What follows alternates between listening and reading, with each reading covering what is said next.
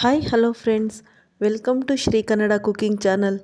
ಇವತ್ತು ಬದನೆಕಾಯಿಂದ ಒಂದು ಸೂಪರ್ ಆದಂಥ ಎಣ್ಗಾಯಿ ಬದನೆಕಾಯಿ ಗೊಜ್ಜುನ ನಾನು ಮಾಡೋದು ಹೇಳಿಕೊಡ್ತಾ ಇದ್ದೀನಿ.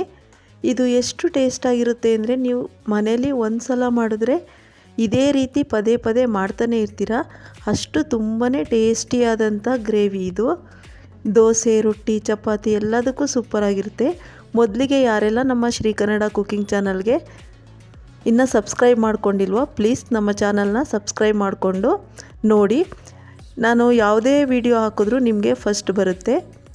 ಇದು ಎಷ್ಟು ತುಂಬಾ ಟೇಸ್ಟಿಯಾದಂಥ ಈ ಗ್ರೇವಿನ ಮಾಡೋದು ತುಂಬಾ ಸುಲಭ, ಹಾಗೆ ಎಲ್ಲರೂ ಇಷ್ಟನೂ ಕೂಡ ಪಡ್ತಾರೆ. ಇದು ಹೇಗೆ ಮಾಡೋದು ನೋಡೋಣ ಬನ್ನಿ. ಇಲ್ಲಿ ಒಂದು ಅರ್ಧ ಕೆಜಿ ಆಗೋಷ್ಟು ಗುಂಡು ಬದನೆಕಾಯಿನ ನಾನಿಲ್ಲಿ ತಗೊಂಡು ಈ ರೀತಿ 4 ಭಾಗವಾಗಿ ಸೀಳ್ಕೊಂಡು ಈ ರೀತಿ ನೀರೊಳಗಡೆ ಹಾಕ್ಕೊಂಡು ಇಟ್ಕೊಂಡಿದ್ದೀನಿ. ನೀರೊಳಗಡೆ ಹಾಕ್ಕೊಂಡು ಇಟ್ಕೊಳ್ಳೋದ್ರಿಂದ ಬದನೆಕಾಯಿಗಳು ಕಪ್ಪಾಗಲ್ಲ ಕಟ್ ಮಾಡಿದ ತಕ್ಷಣ. ಸೊ ಇದಕ್ಕೆ ನಾನಿಲ್ಲಿ ಒಂದು ಪ್ಯಾನ್ಗೆ 1 ಕಪ್ಪಷ್ಟು ಕಡಲೆ ಬೀಜನ ಡ್ರೈ ರೋಸ್ಟ್ ಮಾಡ್ತಾಯಿದ್ದೀನಿ. ಕಡಲೆ ಬೀಜನ ಈ ರೀತಿ ಹುರ್ಕೊಳ್ಳೋದ್ರಿಂದ ಗ್ರೇವಿ ತುಂಬಾ ರುಚಿಯಾಗಿರುತ್ತೆ. ಇದಕ್ಕೆ 1 ಬಟ್ಲಷ್ಟು ಬಿಳಿ ಎಳ್ಳನ್ನು ಹಾಕ್ತಾಯಿದ್ದೀನಿ. ನೀವು ಕಪ್ಪೆಳ್ಳು ಕೂಡ ಇದ್ದರೆ ಹಾಕೋಬಹುದು. ಹಾಗೆ ಅರ್ಧ ಕೊಬ್ಬರಿನ ನಾನಿಲ್ಲಿ ತುರಿದು ಇದಕ್ಕೆ ಸೇರಿಸ್ತಾ ಇದ್ದೀನಿ. ಮೂರನ್ನು ಕೂಡ ಚೆನ್ನಾಗಿ ಲೋ ಫ್ಲೇಮಲ್ಲಿ ಸ್ವಲ್ಪ ಗರಿ ಗರಿ ಆಗೋ ತನಕ ಹುರ್ಕೊಳ್ಳೋಣ. ನೀವು ನೋಡ್ತಿರ್ಬೋದು ಎಲ್ಲ ತುಂಬ ಚೆನ್ನಾಗಿ ಫ್ರೈ ಆಗಿದೆ. ಇದನ್ನು ಈ ರೀತಿ ತರಿಯಾಗಿ ಪುಡಿ ಮಾಡ್ಕೊತಾ ಇದ್ದೀನಿ. ಹಾಗೆ ಇಲ್ಲೊಂದು ಪ್ಯಾನ್ಗೆ ನಾನು 3 ದಪ್ಪ ಈರುಳ್ಳಿನ ನಾನು ಕಟ್ ಮಾಡಿ ರೋಸ್ಟ್ ಮಾಡ್ಕೊತಾ ಇದ್ದೀನಿ. ಅದಕ್ಕೆ ಸ್ವಲ್ಪ ಕೊತ್ತಂಬರಿ ಬೀಜನ ಸೇರಿಸಿ, ಹಾಗೆ ಸ್ವಲ್ಪ ಶುಂಠಿ, ಹಾಗೆ ಸ್ವಲ್ಪ ಬೆಳ್ಳುಳ್ಳಿನೂ ಕೂಡ ಹಾಕಿ ಫ್ರೈ ಮಾಡ್ಕೊಳ್ಳೋಣ. ಇದು ಗ್ರೇವಿ ಮಾಡೋದು ತುಂಬಾ ಸುಲಭ, ಹಾಗೆ ಎಲ್ಲರೂ ಪಟ್ಕೊಂಡು ತಿಂತಾರೆ. ಇದನ್ನು ನಾನು ಒಂದು ಜಾರ್ಗೆ ಹಾಕ್ಕೊಂಡು ಅದಕ್ಕೆ 1-2 ಟೇಬಲ್ ಸ್ಪೂನಷ್ಟು ಅಚ್ಚ ಖಾರದ ಪುಡಿನ ಹಾಕ್ತಾಯಿದ್ದೀನಿ. ಇದು ಮನೇಲೇ ಮಾಡಿರುವಂಥ ಹೋಮ್ ಮೇಡ್ ಅಚ್ಚ ಖಾರದ ಪುಡಿ. ಹಾಗೆ ಪ್ರತಿಯೊಂದು ಧನಿಯಾ ಪುಡಿ ಎಲ್ಲ ಹೋಮ್ ಮೇಡೇ.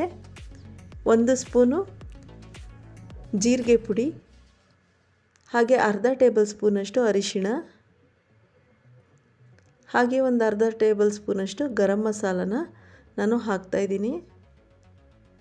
ಸ್ವಲ್ಪ ಹುಣಸೆಹಣ್ಣನ್ನು ಕೂಡ ಈಗಲೇ ಹಾಕಿ ನೀರು ಹಾಕ್ಕೊಂಡು ಈ ರೀತಿ ರುಬ್ಕೋಬೇಕು.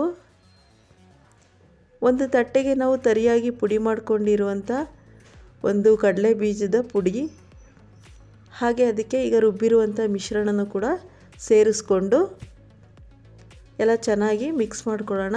ಇದಕ್ಕೆ ಸಣ್ಣದಾಗಿ ಹೆಚ್ಚಿರುವಂಥ ಈರುಳ್ಳಿನ ನಾನು ಹಾಕ್ತಾಯಿದ್ದೀನಿ, ಹಸಿ ಈರುಳ್ಳಿ. ಇದಕ್ಕೆ ಸ್ವಲ್ಪ ರುಚಿಗೆ ತಕ್ಕಷ್ಟು ಉಪ್ಪು, ಇಷ್ಟನ್ನು ಕೂಡ ಹಾಕ್ಕೊಂಡು ನಾವು ಚೆನ್ನಾಗಿ ಇದನ್ನು ಮಿಕ್ಸ್ ಮಾಡ್ಕೋಬೇಕು.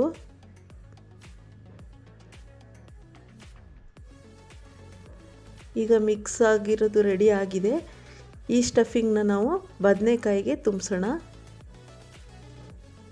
ಈ ರೀತಿ ಬದನೆಕಾಯಿ ಒಳಗೆಲ್ಲ ಈ ಖಾರದ ಮಿಶ್ರಣ ಚೆನ್ನಾಗಿ ಕೋಟ್ ಆಗಬೇಕು. ಆ ರೀತಿ ಎಲ್ಲದಕ್ಕೂ ಫಿಲ್ ಮಾಡ್ಕೋಬೇಕು.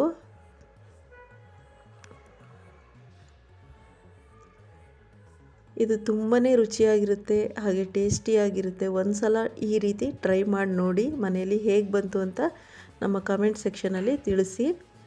ಹೀಗೆ ಎಲ್ಲ ಬದನೆಕಾಯಿಗಳು ಈ ಥರ ಫಿಲ್ ಮಾಡ್ಕೋಬೇಕು. ಇನ್ನೂ ಇಷ್ಟು ಖಾರ ಉಳ್ಕೊಂಡಿದೆ.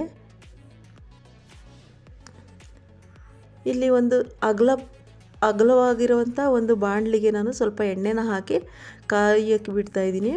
ಅದಕ್ಕೆ ಕಾದಿರೋ ಎಣ್ಣೆಗೆ ನಾನು ಎಲ್ಲ ಬದನೆಕಾಯಿಗಳನ್ನು ಹಾಕ್ತಾಯಿದ್ದೀನಿ.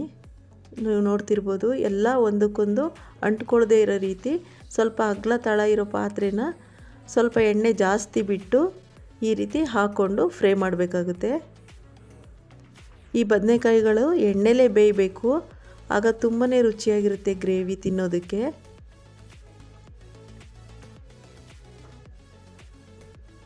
ಹೀಗೆ ಎಲ್ಲ ಬದನೆಕಾಯಿಗಳು ಈಗ ಚೆನ್ನಾಗಿ ಹಾಕಿ ಆಗಿದೆ.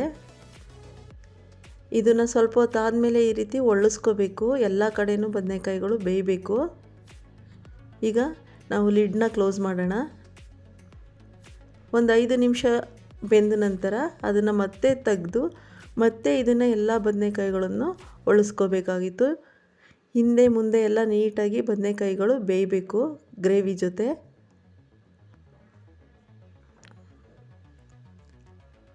ಈ ರೀತಿ ಎಲ್ಲ ಚೆನ್ನಾಗಿ ಒಳಿಸ್ಕೊಂಡು ಫ್ರೈ ಮಾಡ್ಕೊಳ್ಳೋಣ. ಇದಕ್ಕೆ ನೀರನ್ನು ಹಾಕಿ ಮಿಕ್ಕಿರೋ ಖಾರನೂ ಕೂಡ ಹಾಕಿ ಸ್ವಲ್ಪ ಬೇಯಿಸಿದ್ರೆ ಸಾಕು.